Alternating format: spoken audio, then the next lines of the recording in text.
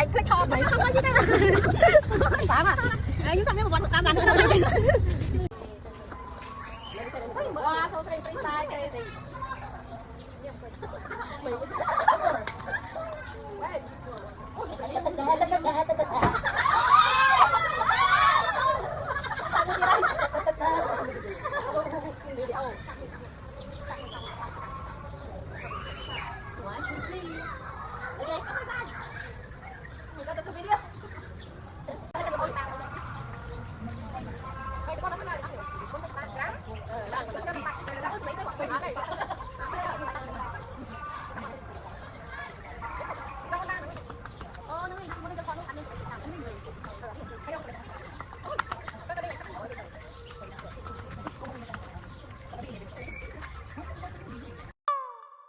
alo alo cho thêm ót cho ót cho ót cho ót cho ót cho ót cho ót cho ót cho ót cho ót cho ót cho thêm ót.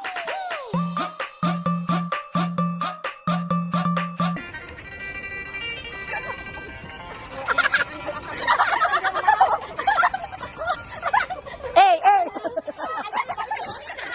You're so scared. My crazy teachers.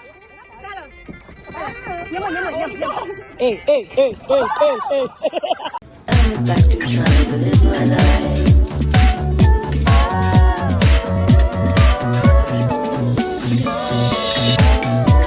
I saw my late friend last night. He came to see me and drink. Teacher, this one. Quay nhầm ba mày liêng ơi mày liêng This one with collagen. Collagen in chicken feet. chicken feet pala yan Yeah. Chicken feet teacher collagen.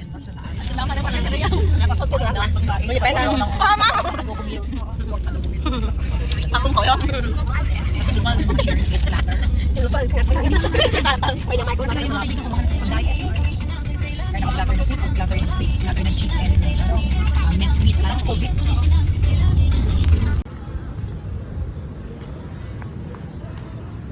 go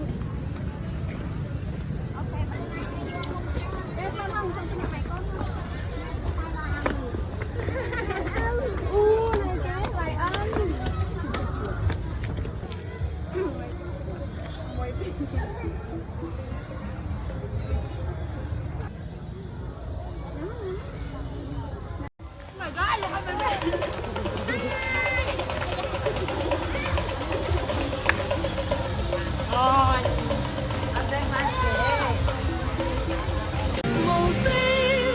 Nhân生道理，